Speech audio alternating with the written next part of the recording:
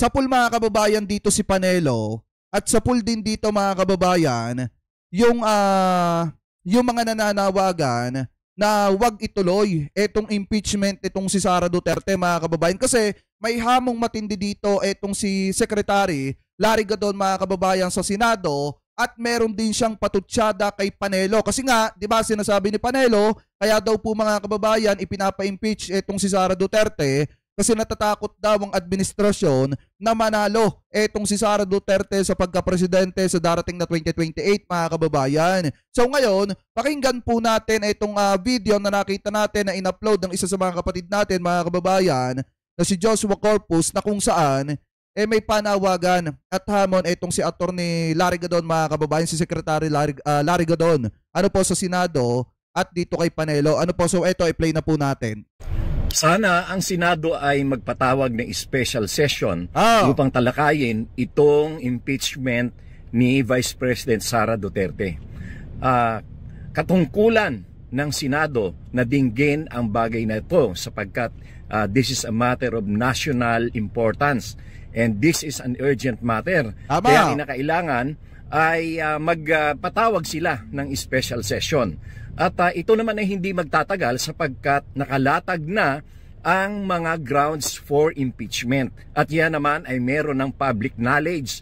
Milyon-milyon na mga Pilipino ang nakakaalam kung bakit dapat na matanggal si Vice President Sara Duterte sa kanyang. At saka mga kababayan, milyon-milyon ng mga kababayang Pilipino natin ang nakatutok na rin dito kung ano ba ang kalalabasan ng impeachment laban po kay Vice President Sara Duterte. Kung ito ba mga kababayan ay i-acquit ng Senado or magpapatuloy po ito at pakikinggan mga kababayan ng Senate ang panawagan ng sambayan ng Pilipino na dapat ay mapapanagot itong si Vice President. Ano po? So ngayon ipagpatuloy pa natin. Pwesto. Kaya hindi pwedeng magbingi-bingihan dito ang mga senador. Ito ay kanilang katungkulan sang-ayon sa batas, sang-ayon sa konstitusyon.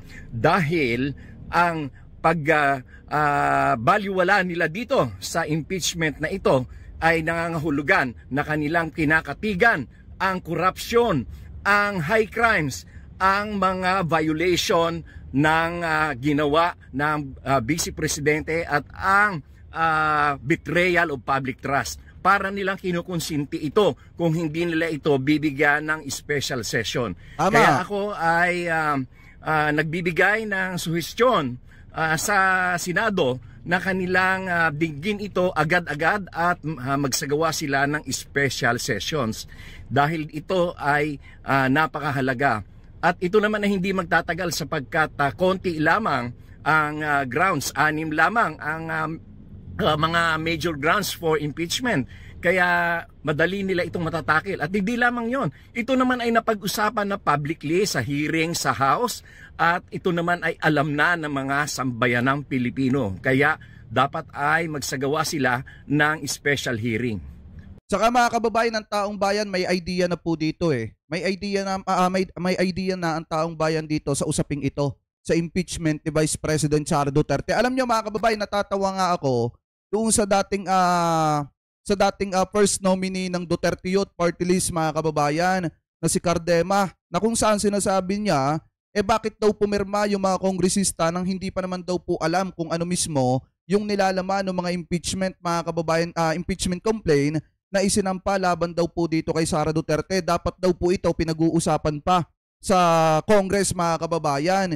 Di ba maliwanag na sinasabi na kung ito mga kababayan ay makakakuha ng 1/3 na suporta mula po sa Kamara, sa mga miyembro ng Kamara mga kababayan, ay hindi na po ito mga kababayan dadaan pa sa mismong hearing dyan po sa Kamara mga kababayan, at yan po ay magdidiretso na papunta sa Senado. So napakaliwanag naman na sinasabing gano'n. Ang pinipilit nila mga kababayan, pumirma daw yung iba sa mga kababayan nating congressman, especially yung mga miyembro ng Kamara, nang hindi daw po nila alam kung bakit ipinapa-impeach etong si Sara Duterte. Napakaliwanag naman ng dahilan kung bakit ipinapa-impeach mga kababayan etong si Sara, dahil doon sa maanumalyang paglustay ng pera ng mamamayang Pilipino na hindi maipaliwanag kung saan napunta. At mismong yung mga tauhan ni Sara Duterte na mga kababayan doon sa mga nagdaang hearing ang nagpatunay na hindi sila naging maingat sa paghawak ng pera ng mamamayang Pilipino. At yung dahilan na yun, mga kababayan, ay sapat na para ma-impeach ang ating Vice Presidente, at yung kanyang pagbabanta sa buhay ng Presidente ay sapat na rin para po siya ay ma-impeach. Ano po? So ngayon, ipagpatuloy pa natin. Or special session. At pwede naman mag-function ang Senado kahit na election period, dahil ang Senado ay may plenary powers na pwede silang magpatawag ng special session. Nakakatawa. Eto! Oy, Panelo! Oy! Eto, Panelo, real talk to. Makinig kang mabuti dito. Kung talagang malakas ang mga Duterte sa sambayanang Pilipino, bakit nga naman kasi hindi ka naipanalo noong tumakbo kang senador? Di ba dapat panalo ka? Dahil lang nakaupo ng mga panahon na yon ay Duterte, at di ba kasama ka na mga Duterte, bakit natalo ka pa rin nung tumakbo kang senador? Tanong lang naman. Di ba lagi nilang sinasabi, malakas daw ang mga Duterte sa taong bayan, bakit hindi siya nanalong senador nung siya ay tumatakbo, mga kababayan? Di ba ipagpatuloy pa natin? Ang sinasabi ni Attorney Sal Panelo na kaya daw ini-impeach si Sara ay dahil para mapigilan ang pagtakbo nito sa 2028. Oh. Napaka lakas naman ng kanilang ilusyon. Walang boto ang mga Duterte, at the most 5 million. Si Sal Panelo nga, kasama niya sa mga billboards, mga higanting billboard, mga poster, mga advertisement sa radyo at sa TV, at sinasabi na Sal Panelo, panalo. Pero anong boto nakuha niya? Nandyan siya sa kulelat ng mga nasa top 30. Wala siya doon sa top 20. Saka mga kababayan, kung talagang malakas sa mga Duterte, sana naipanalo nila etong si Panelo, mga kababayan. Sana hindi natalo si Panelo noong panahon na tumatakbo etong si Panelo, mga kababayan, bilang senador. Ano ba nangyari? Nanalo ba siya? Diba hindi siya nanalo, mga kababayan, kasi nga hindi ganun kalakas ang impluwensya ng mga Duterte sa taong bayan. Partida, presidente pa si Digong, mga kababayan, at nakaupo pa si Digong noong mga panahon na yon, pero natalo pa rin etong si Panelo. Ano po, at ito rin ang dahilan, mga kababayan, kung bakit pinili ni Vice President Sara Duterte na tumakbo bilang Vice Presidente noong 2022. Ito, pakinggan nyo mabuti. Makikita mo doon na walang boto ang Duterte, konting-konti lang. Kaya lang nanalo si former President Rodrigo Duterte noong 2016 ay dahil sinuportahan siya ng mga Marcos loyalists. Totoo yan. Dahil no choice. Alang-alang iboto si Marojas o kaya si Binay na parehong dilaw. Kaya binoto na lang si Duterte dahil nangako siya na ipapalibing niya ang the late President Marcos Sr. doon sa libingan ng mga bayani. Kaya yung mga Marcos loyalists bumoto sa kanya. Yan ang totoo. Yan ang totoo dyan, mga kababayan. Hindi yan nila pwedeng ikaila.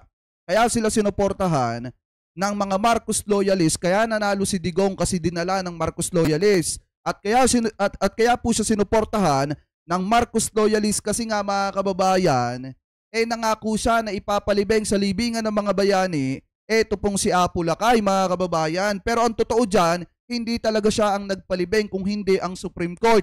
Ano po, so ngayon, kung titingnan yung mabuti, mga kababayan, yung sinasabi nilang malakas sa mga Duterte, hindi naman talaga magiging malakas ang mga Duterte at hindi magiging presidente si Digong kung hindi dahil sa mga Marcos loyalist. Tandaan nyo yan. Kaya hindi pwedeng sabihin na maraming boto si Sara. At the most, yan, 4 million to 5 million lamang ang makukuha niyang boto. Noong 2021, nagpa-survey ang Malacanang kung sino ang malalakas na kandidato. At ito ay pinasurvey nila, internal survey sa mga congressman. At ang lumabas doon, number 1 si BBM, number 2 si Lenny, number 3 si Isko, number 4 lang si Sara. Yan! Kaya nga siya hindi tumakbo. Kaya lang siya napilitang tumakbo na Vice President dahil kung kay BBM ay siya ay mananalo. Pero walang boto ang Duterte at the most 5 million ang makukuha nila. Okay, tanya yung mga kababayan. Napakaliwanag naman ang sinasabi ni Secretary Larry Gadon. Noong 2021, nagkaroon ng internal survey, mga kababayan. Nagpa-survey sila sa mga kongresista at lumabas po dun sa survey, mga kababayan, na si PBBM yung malakas noong mga panahon na yon. Kaya nga lagi ko to sinasabi sa inyo Sinubukan nila dating yung motorcade mga kababayan. Nalilibuti nila yung buong Pilipinas. Kaso nga lang, syempre, kahit anak si Sara Duterte ni dating Pangulong Duterte, hindi niya nadala yung kasikatan ng kanyang tatay. Napansin niya na hindi pa rin ganoon kalakas ang kanyang pangalan mga kababayan noong siya ay nagmo-motorcade. Kaya anong ginawa niya mga kababayan? Tumakbo siya sa pagka-presidente mga kababayan nung nakita niya na malakas ang impluwensya ni PBBM. Dahil nga nagkaroon mga kababayan, pakitama na lamang po ko, nagkaroon dati ng motorcade itong si PBBM naman na kung saan dinagsa ng napakarami sa mga kababayan Pilipino natin, especially ng mga Marcos loyalists. At dahil nga dyan mga kababayan, si Sara na rin ang nagsabi doon sa Tacloban na kung saan mismong siya ang nag-apply kay PBBM bilang vice-presidente ni PBBM. Kaya nga kung titingnan nyo mga kababayan, kung tumakbo si Sara noong panahon na yon, baka natalo lang din siya. Baka natalo lang din siya ni PBBM kasi mga kababayan, si PBBM talaga yung nangunguna sa survey at yan ay alam mismo ni dating Pangulong Duterte. Ipagpatuloy pa natin. Kaya hindi dahilan niyang eleksyon sa 2028 para i-impeach si Sara dahil hindi naman siya mananalo. Yun yung mga maisog rally nila. Yung mga maisog rally, wala pang 300 ang nagpupunta at ang karamihan pa doon ay mga paid vloggers at yung mga tauhan nila. Kaya hindi mo masasabi na meron silang mga tao na mga botante na milyon-milyon para sapat na makapagboto o makapagluklok ng isang presidente. Napakalayo. O yan, 'di ba? Napakaliwanag. Sana matauhan ka, Attorney Sal Panelo. 'Di ba sinasabi mo malakas yung mga Duterte? Ang isang patunay na lang diyan kung bakit nakikita namin na ang mga Duterte ay hindi na ganoong kalakas sa publiko kasi natalo ka nung tumakbo kang senador. Hindi ka nanalo. Dahil kung talagang totoong malakas sa mga Duterte, dapat na ipanalo ka nila.